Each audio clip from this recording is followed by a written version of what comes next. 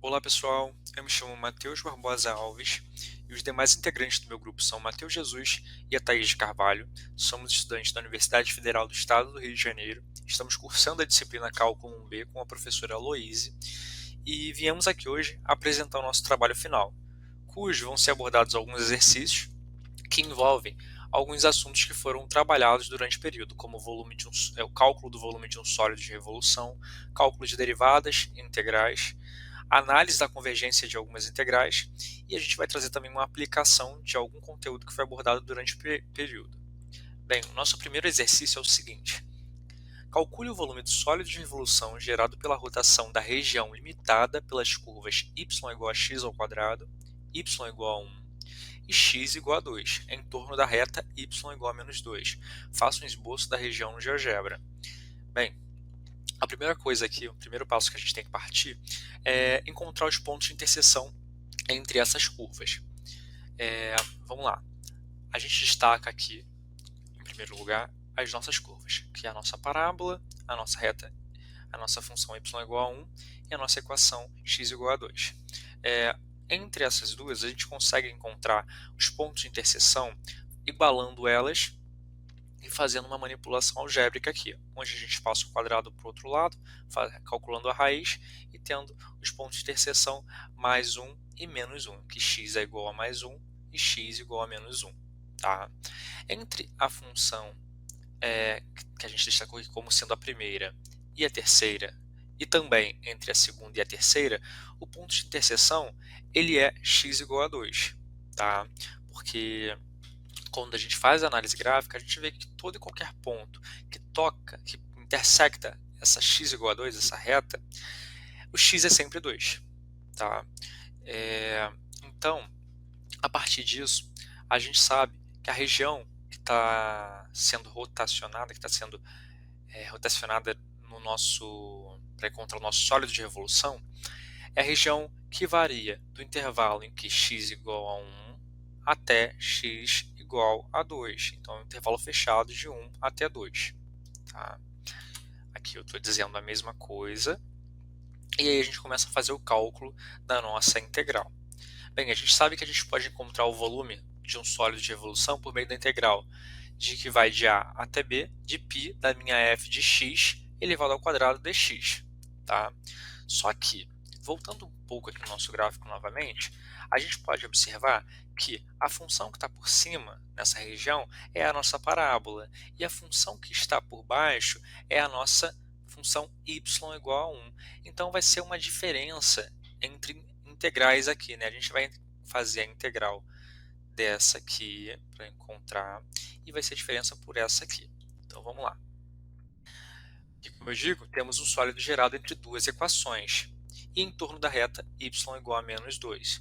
Desta forma, teremos como encontrar o nosso volume a partir da diferença entre as seguintes integrais.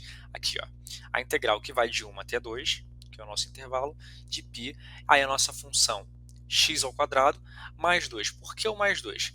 O mais 2 ele é presente aqui porque a rotação não está sendo feita em torno do nosso eixo x, ou seja, em que y é igual a zero, mas sim do eixo em que do eixo y é igual a menos 2. Portanto, a gente soma mais 2 aqui, porque ficaria menos 2. A mesma coisa vai acontecer desse lado quando a gente faz para a nossa função que está mais próxima, que é a nossa y igual a 1, que também vai variar de 1 até 2. Bem, vamos lá para os nossos passos aqui. O primeiro passo que a gente fez foi colocar as constantes que estão dentro, que são π, para fora, de ambas as integrais. A partir disso, a gente colocou elas como um fator comum em evidência. O π em evidência. Então, nosso π veio aqui para fora e a gente manteve as integrais aqui como antes. Depois a gente calculou os produtos notáveis que a gente tem dentro dela. Aqui a gente encontrou x elevado à quarta mais 4x ao quadrado mais 4. E aqui a gente encontrou 9. Bem, a gente preferiu segregar cada um desses valores em várias integrais, porque a integral da soma é a soma das integrais. Então, a gente tem aqui a integral que vai de 1 a 2 de x à quarta, a integral que vai de 1 a 2 de 4x ao quadrado, a integral que vai de 1 a 2 de 4 e a integral que vai de 1 a 2 de 9. A partir disso, a gente foi procurar as nossas primitivas. Qual a primitiva que me dá x? Qual a primitiva cujo a derivada me dá x à quarta? É a x à quinta sobre 5. Para a nossa 4x ao quadrado, a gente encontrou que é 4x ao cubo sobre 3. Para a nossa 4, a gente encontrou que é 4x. E para a nossa 9, a gente encontrou que é 9x. A partir disso, a gente pode aplicar o quê? O teorema fundamental do cálculo para cada uma delas. Aplicando o teorema fundamental do cálculo para calcular as nossas integrais, a gente encontrou aqui, para a nossa x à quinta sobre 2, variando de 1 até 2, o seguinte resultado, 31 sobre 5. Para a nossa 4x ao cubo sobre 3, variando de 1 até 2, a gente encontrou 28 sobre 3. Para a nossa 4x ao quadrado, variando no mesmo intervalo, a gente encontrou 4. E para a nossa 9x, a gente encontrou 9. A partir disso, a gente pode retornar com esses valores no lugar dessas integrais. Logo, observando aqui, basicamente uma repetição do que eu tinha das nossas integrais que foram segregadas. Aqui, posteriormente, a gente demonstrando as nossas primitivas e aqui encontrando os devidos valores que encontramos, apresentando os devidos valores que encontramos a partir do cálculo pelo teorema fundamental do cálculo. Realizamos aqui o MMC entre todos esses valores e encontramos como resultado 158π sobre 15. Portanto, o volume do sólido de revolução gerado pela rotação da região limitada por essas curvas, que são y igual a x ao quadrado, y igual a 1 e x igual a 2, em torno dessa reta, da reta y igual a menos 2, é 158π sobre 15. Aqui ao lado, a gente pode observar a rotação. É um gráfico que representa a rotação desse sólido de revolução que foi gerado pelo aplicativo Wolfram Alpha, tá? Onde esse verdinho aqui é o nosso eixo de rotação, ou seja, o y igual a menos 2. Esse vermelho é a nossa y igual a 1 e essa azul é a nossa y igual a x ao quadrado. Oi, aqui é a Thaís e eu vou resolver a questão 2. Então tá. Faça o que se pede. A. Calcule a integral de 1 a mais infinito de e elevado a 1 sobre x ao quadrado dx. Então, a primeira coisa é identificar que essa integral é uma integral imprópria, porque um dos extremos de integração é o mais infinito. Então, como ela explode para o infinito, ela é uma integral imprópria. Para calcular a integral imprópria, a gente calcula o limite dela, substituindo o mais infinito por t e fazendo esse limite de t tendendo a mais infinito. Então, aqui eu montei a minha integral e embaixo eu só separei o e elevado a 1 sobre x do 1 sobre x ao quadrado para poder facilitar na hora de resolver essa integral. Então, para fazer essa integral, eu resolvi escolher o método de integração por substituição. Então, eu vou chamar de u o meu 1 sobre x, e para achar o du, a gente deriva o u. Então, 1 sobre x é a mesma coisa que x elevado a menos 1, e pela regra do tombo, o expoente vai para frente do x e a gente subtrai 1 do expoente. Então, vai ficar menos 1 vezes x elevado a menos 2, que é igual a menos 1 vezes 1 sobre x ao quadrado, porque esse menos 2 estava como negativo, ele vai para baixo e vira positivo. Então, du sobre dx vai ficar igual a menos 1 sobre x ao quadrado. Du é igual a menos 1x ao quadrado dx. Então, o próximo passo é encontrar os novos limites de integração.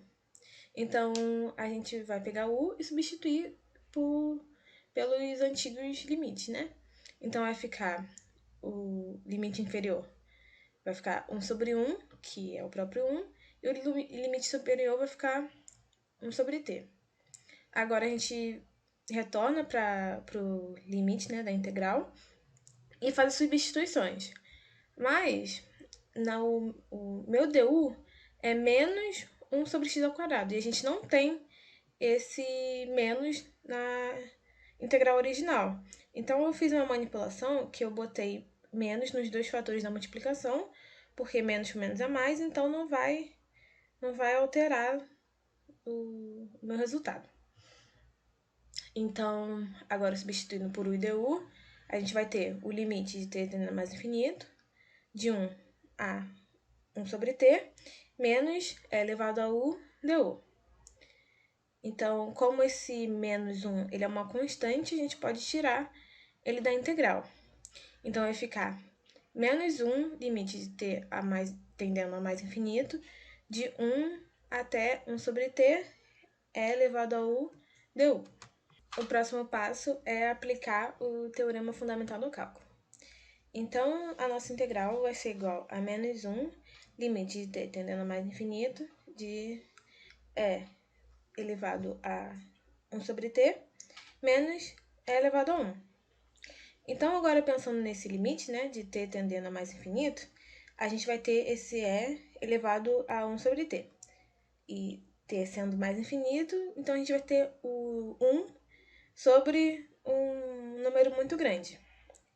Então, 1 sobre um número muito grande, isso vai tender a zero. Então, ficaria e elevado a zero, sendo que a gente sabe que todo número elevado a zero é 1. Então, aqui ficaria 1 menos e elevado a 1, que é o próprio e. Então, ficaria menos 1 vezes 1 menos e. Como é menos 1, eles vão trocar de sinal. Então, arrumando aqui embaixo, nossa integral vai ser e elevado a 1 menos 1. Então, por isso, a gente pode concluir que essa integral, ela converge. Agora, a gente vai para a questão 2, letra B, né? Analise a convergência da integral imprópria, integral de 1 a mais infinito, de e elevado a 1 sobre x, cosseno de x, sobre x ao quadrado dx. Então, essa integral imprópria, eu vou resolver ela pelo método da comparação. Tá? Mas a primeira coisa que a gente faz é analisar essa função trigonométrica aqui, cosseno, né? A gente sabe que o cosseno vai ser sempre menor que 1. Então, se a gente pegar essa inequação e multiplicar por e elevado a 1 sobre x ao quadrado, dos dois lados, a gente vai ter que cosseno de x vezes e elevado a 1 sobre x elevado a x ao quadrado é menor que e elevado a 1 sobre x ao quadrado.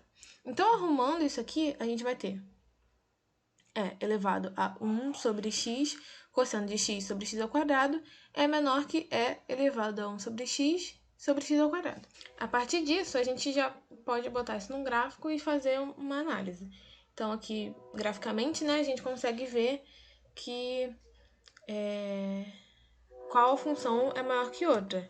E como a gente tem essa integral no intervalo de 1 a mais infinito, a gente pode ver que nesse intervalo de 1 a mais infinito, a função e elevado a 1 sobre x ao quadrado, ela vai ser maior que a função e elevado a 1 sobre x, cosseno de x sobre x ao quadrado.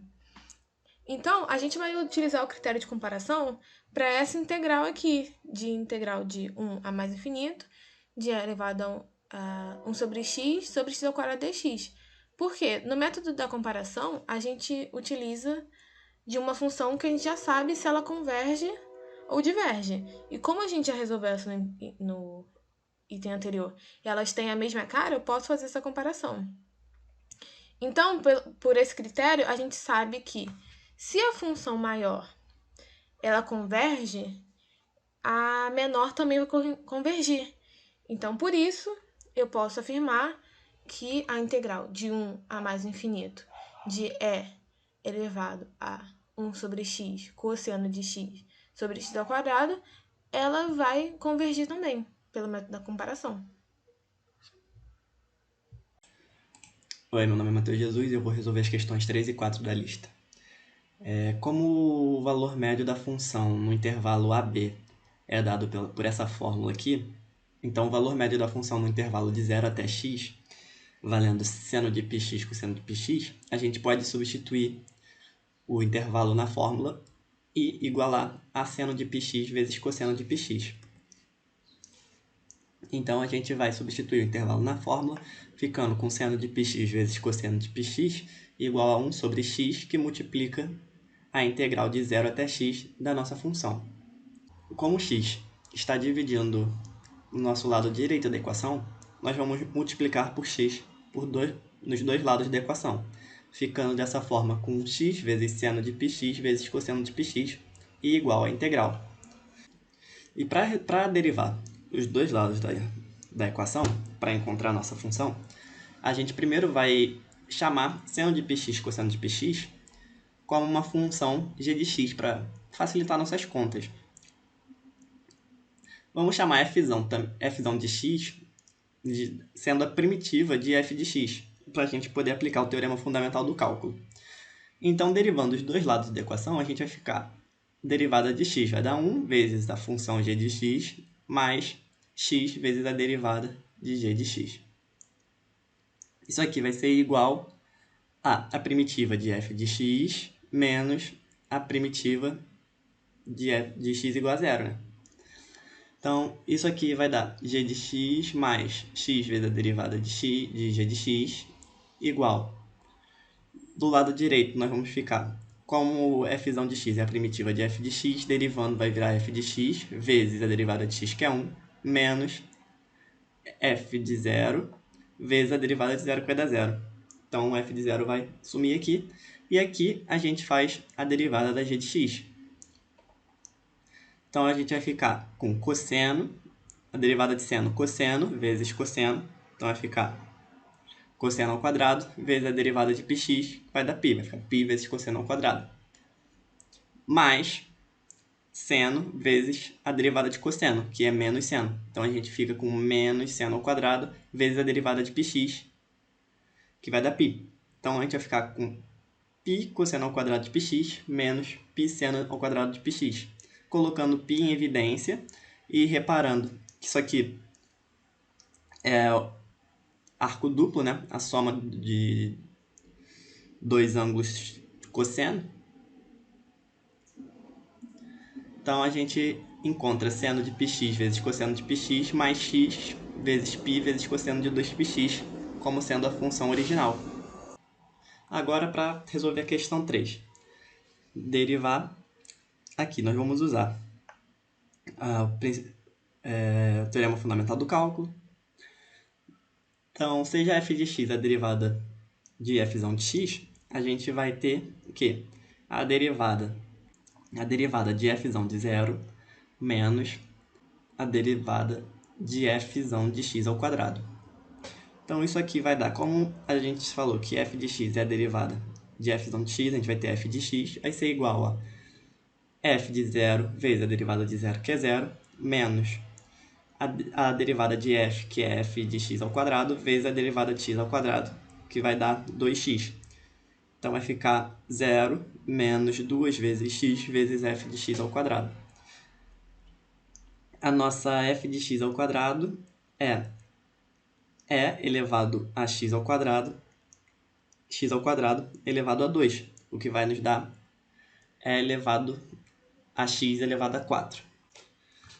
Agora, a quarta questão, que é para explicar uma aplicação onde se usa a integral, a gente escolheu fazer sobre o comprimento do arco de uma função. Para a gente calcular o comprimento do arco de uma função, a gente poderia simplesmente pegar essa função, esticar e medir com uma régua, mas não dá para fazer isso. Então, o que a gente vai fazer? A gente pode traçar sobre essa função diversos segmentos de reta, como nessa imagem aqui, por exemplo.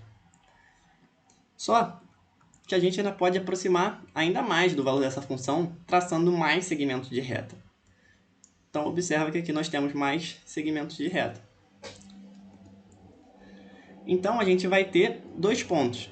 Um ponto que é xi menos 1, aqui, e f de xi menos 1, aqui. E o outro ponto P, que vai ser xi, f de xi. Então, para facilitar as contas e tudo mais, a gente vai tomar que dx é igual a xi menos 1, ou seja, seria essa diferença daqui, que está aqui no triângulo, e dy igual a f de xi menos, aqui faltou um f de xi menos 1.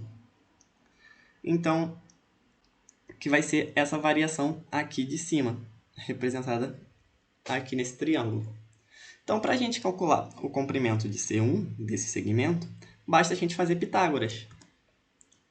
Então, C1 é igual a raiz de dx ao quadrado mais dy ao quadrado. Colocando dx ao quadrado em evidência, a gente consegue tirá-lo da raiz, ficando com que C1 é igual a raiz de 1 mais dy sobre dx ao quadrado, fora da raiz vezes dx. E o comprimento da nossa função, do arco da nossa função que a gente está medindo, vai ser o quê? A soma de todos esses segmentos que a gente traçou em cima da função. Então, vai ser a soma do maior número possível dos segmentos que a gente botou ali. E o maior número possível seria o quê? Infinitos segmentos. Infinitos segmentinhos. Que é essa variaçãozinha aqui dx, uma variação muito, muito infinitesimalmente pequena. Então, a gente pode ajustar isso, numa escrita formal, como sendo o limite de n tendendo ao infinito do somatório com o nosso índice indo de 1 até n da medida do segmento. Só que essa escrita aqui é a definição de integral. Então, a gente pode substituir o limite do somatório pela integral do intervalo AB, da nossa fórmula, entre aspas, que a gente encontrou. Então, para a gente calcular o arco de qualquer função, basta a gente substituir o intervalo nessa integral e resolver essa integral para ter a medida do arco. Então, obrigado por vocês terem assistido o vídeo, espero que tenham gostado.